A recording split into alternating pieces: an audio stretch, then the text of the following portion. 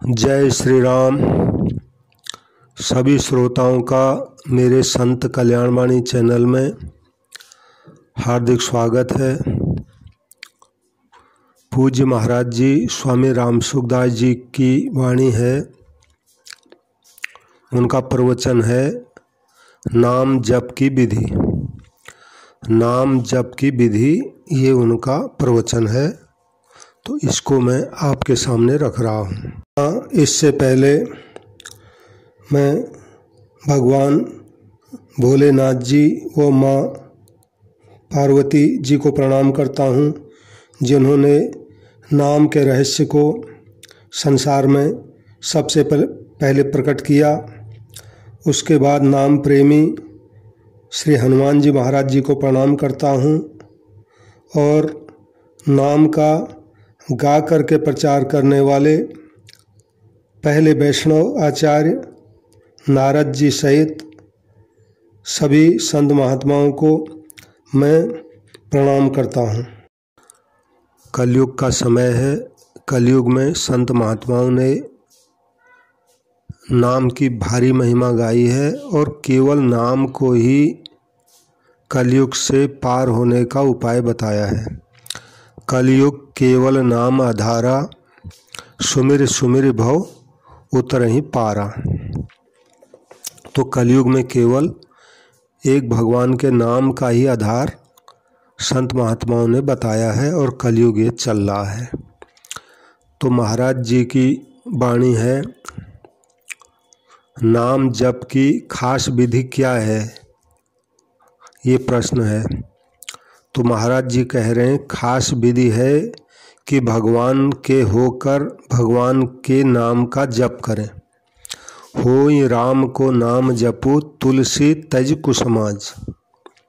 आप थोड़ी दूसरी बात बताते हैं, भगवान के नाम का जप करो, पर जप के साथ में प्रभु के स्वरूप का चिंतन भी होना चाहिए। जैसे गंगा जी का नाम लेते हैं तो गंगा जी की धारा दिखती है कि ऐसे गंगा जी बह रही है।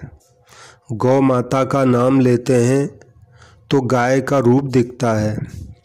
ऐसे ब्राह्मण का नाम लेते हैं तो ब्राह्मण रूपी व्यक्ति दिखता है, मन में एक स्वरूप आता है।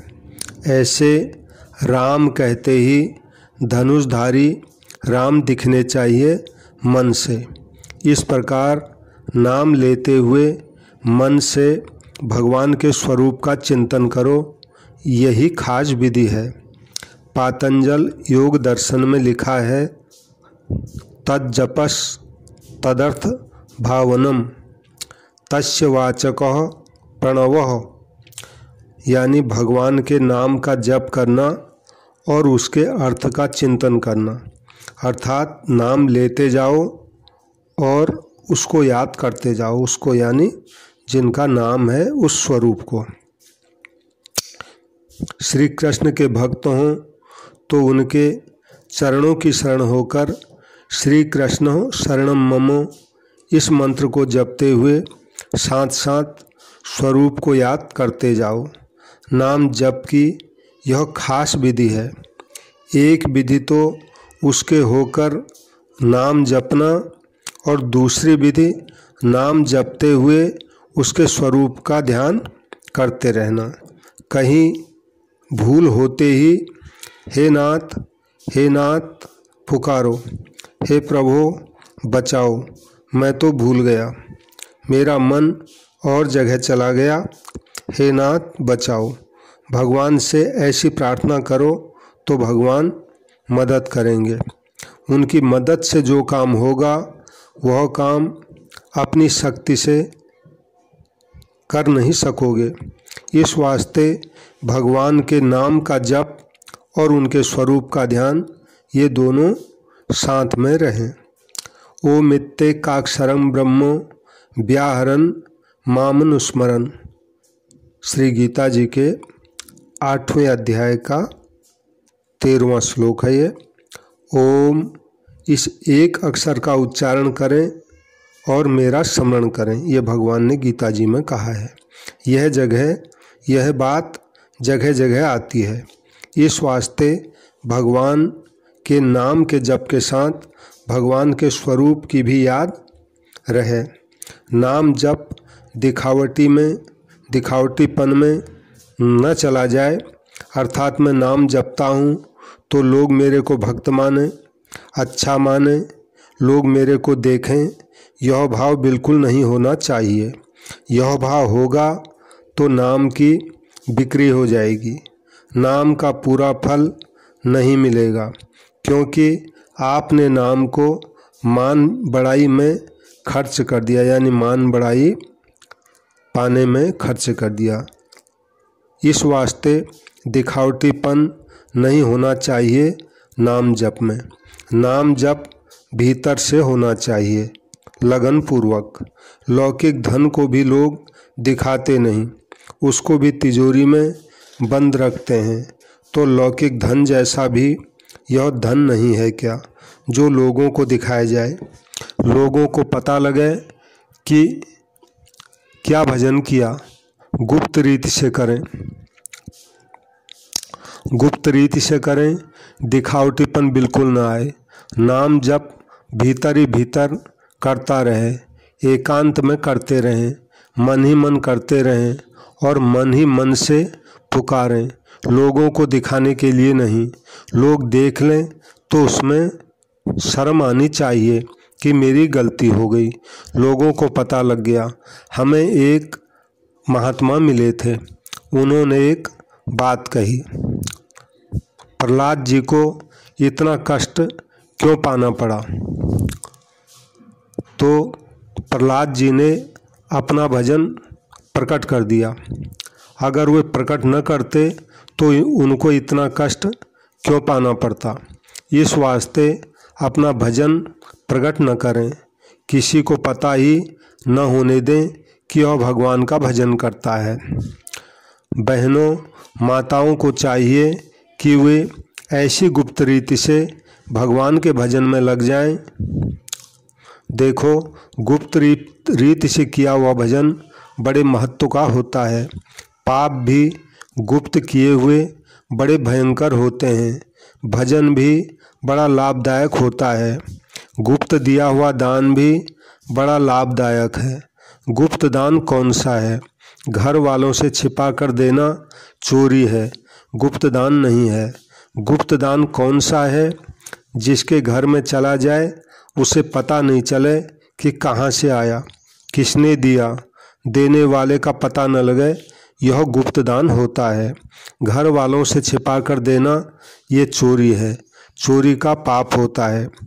एक बार सुबह के प्रवचन में मैंने कह दिया कि गरीबों की सेवा करो, तो एक भाई बोले गरीबों की सेवा करते हैं तो गरीब तंग कर देते हैं महाराज।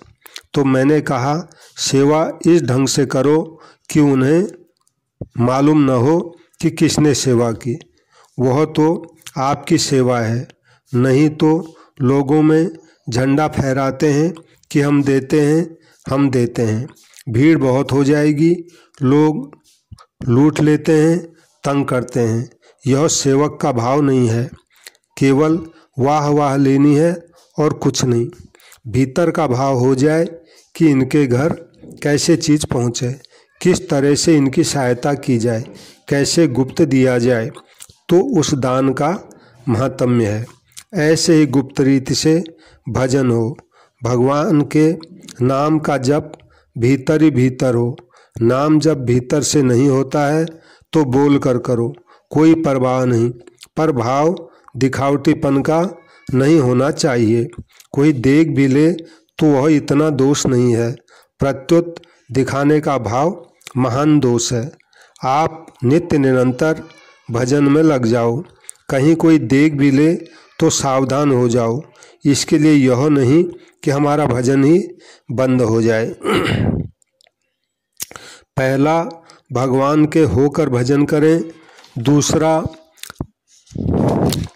दूसरा भगवान का ध्यान करते हुए भजन करें, तीसरा गुप्त रीति से करें, चौथा निरंतर करें। क्योंकि बीच में छूटने से भजन इतना बढ़िया नहीं होता। निरंतर करने से एक शक्ति पैदा होती है। जैसे बहनें माताएं रसोई बनाती हैं तो रसोई बनावे तो 10-15 मिनट बनाकर छोड़ दें, फिर घंटा भर बाद में शुरू करें, फिर थोड़ी देर बनावें, फिर घंटा भर ठहर कर करने लगें। इस प्रकार करने से क्या रसोई बन जाएगी? बन जाएगी। दिन बीत जाएगा पर रसोई नहीं बनेगी। लगातार किया जाए तो चट बन जाएगी।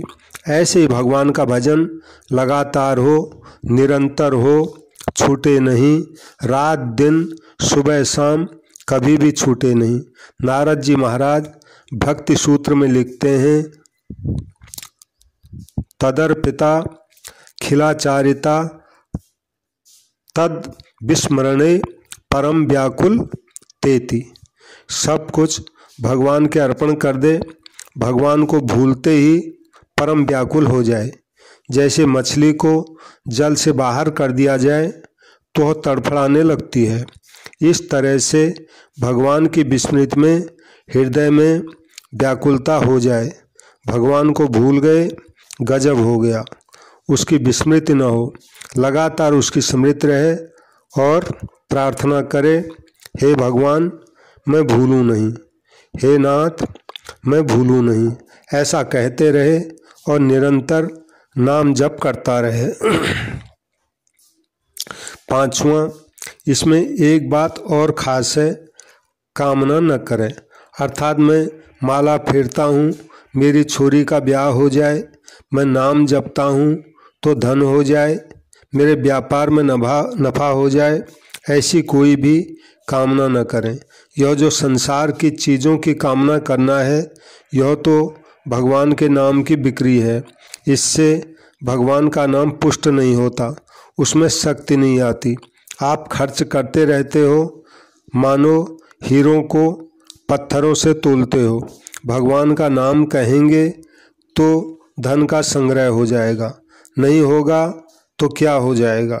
मेरे पोता हो जाए, अब पोता हो जाए, अब पोता हो गया तो क्या हो गया? नहीं हो गया तो क्या?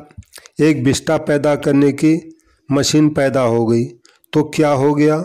नहीं हो जाए तो कौन सी कमी रह गई? वह भी मरेगा, तुम भी मरोगे, और क्या होगा?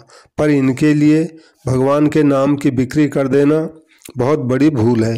इस वास्ते ऐसी तुच्छ चीज़ों के लिए जिसकी असीम अपार कीमत है, उस भगवान नाम की बिक्री न करें, सौदा न करें और कामना न करें। नाम महाराज से तो भगवान की भक्ति मिले, भगवान के चरणों में प्रेम हो जाए, भगवान की तरफ खिंच जाए, यह मांगो। यह कामना नहीं है, क्योंकि कामना तो लेने की होती है और इसमें तो अपने आप को भगवान को देना है। आपका प्रेम मिले, भक्ति मिले, मैं भूलूं ही नहीं, ऐसी कामना खूब करो। संतों ने भगवान से भक्ति मांगी है, अच्छे अच्छे महात्मा पुरुषों ने भगवान के चरणों का प्रेम मांगा है। जाहि न चाहिए कबहु कछु, तुम सन सहज स्नेह, बसऊँ निरंतर तासु मनो, सो राउर निज गेहु।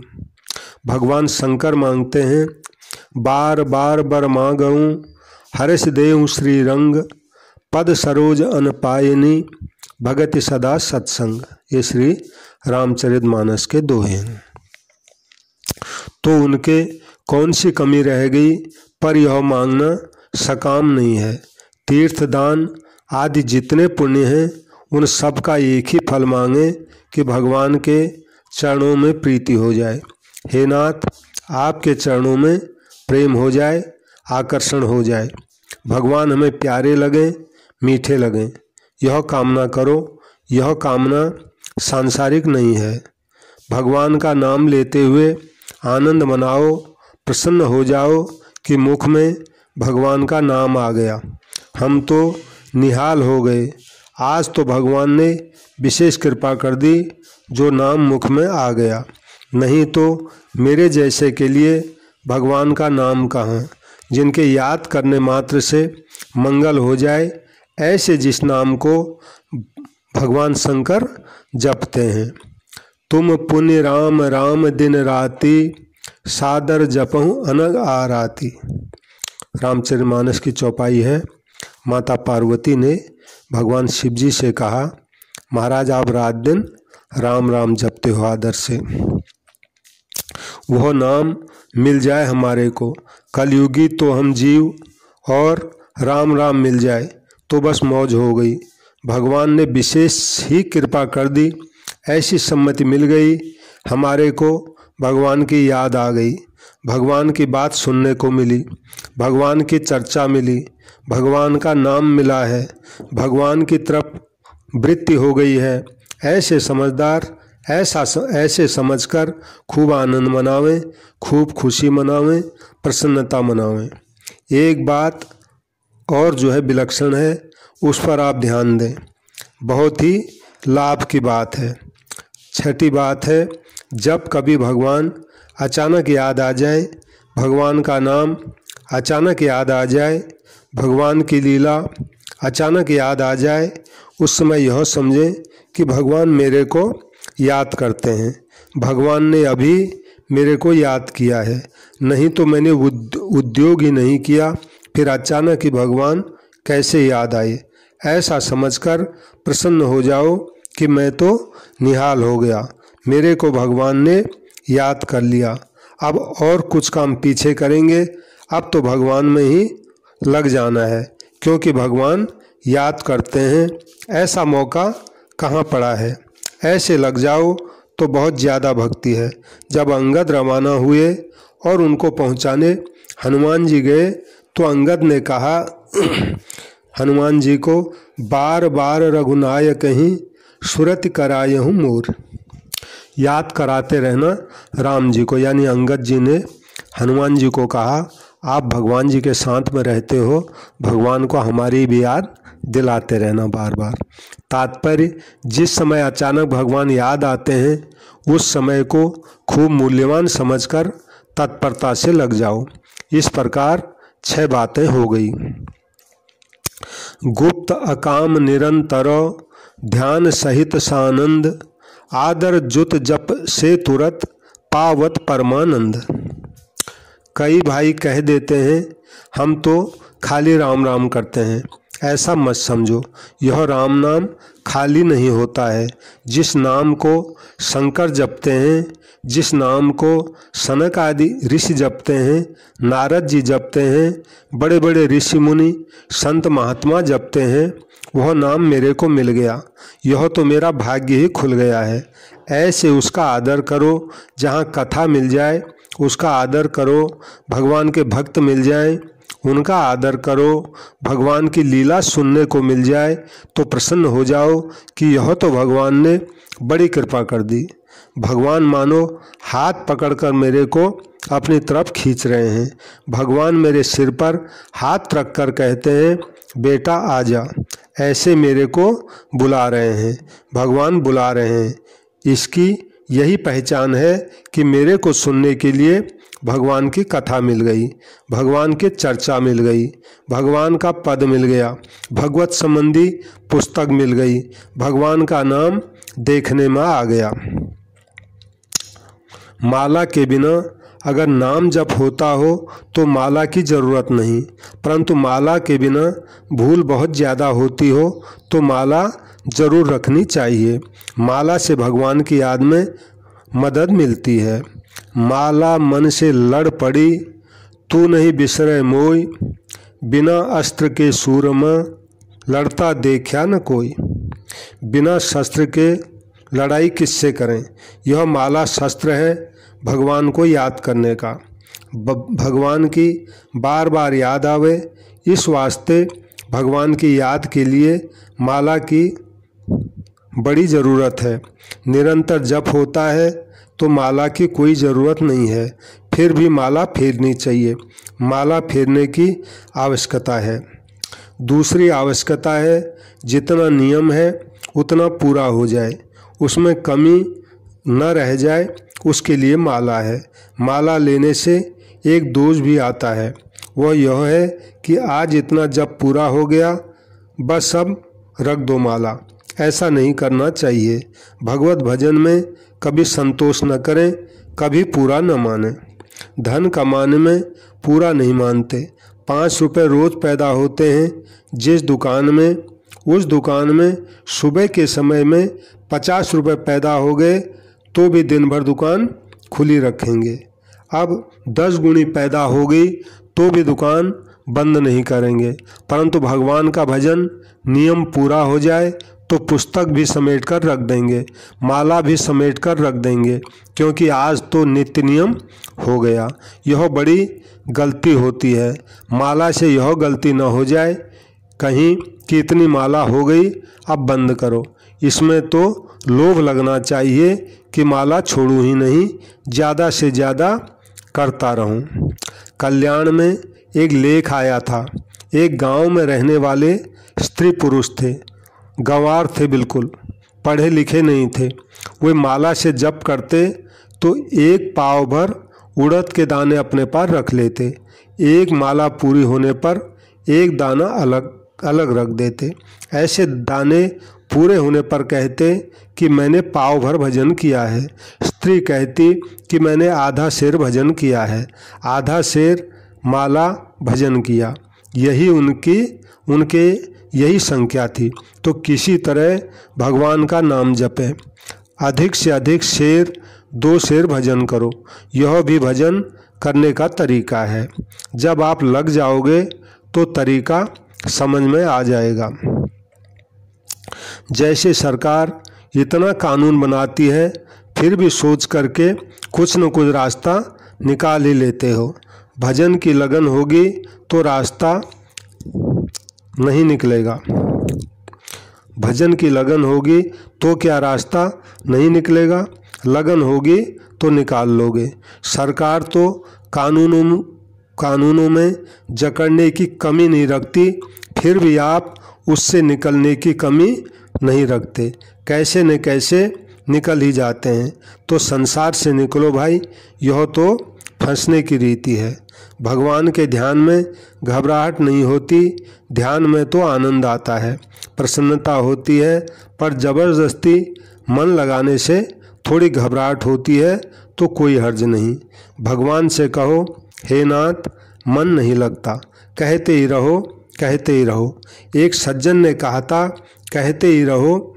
व्यापारियों को ग्राहक के अगाड़ी और भक्त को भगवान के अगाड़ी रोते ही रहना चाहिए कि क्या करें बिक्री नहीं होती, क्या करें पैदा नहीं होता। ऐसे भक्त को भगवान के अगाड़ी क्या करें महाराज, भजन नहीं होता है, हे नाथ मन नहीं लगता है, ऐसे रोते ही रहना चाहिए। ग्राहक के अगाड़ी रोने से बिक्री होगी या नहीं होगी इसका पता नहीं, पर भगवान के अगाड़ी रोने से काम जरूर होगा। यह रोना एकदम सार्थक है। सच्ची लगन आपको बताएगी कि हमारे भगवान हैं और हम भगवान के हैं। यह सच्चा संबंध जोड़ लो, उसी की प्राप्ति करना हमारा खास ध्येय है, खास लक्ष्य है। यह एक बन जाएगा तो दूजी बातें आ जाएंगी, बिना सीखे ही याद आ जाएगी, भगवान की कृपा से याद आ जाएगी। जय श्री राम। तो पूज्य महाराज जी का ये सुंदर प्रवचन है जो मैंने आपके आगे रखा है। अब जो है कथा आपको अच्छी लगी हो तो मेरे चैनल को सब्सक्राइब करें और इस कथा को लाइक करें और प्रचार हो इसका शेयर करें। शेष बातें आगे, अच्छी अच्छी बातें मैं आपके आगे रखता ही रहूँगा। सबको प्रणाम, सबको राम राम। जय श्री राम, जय श्री राम।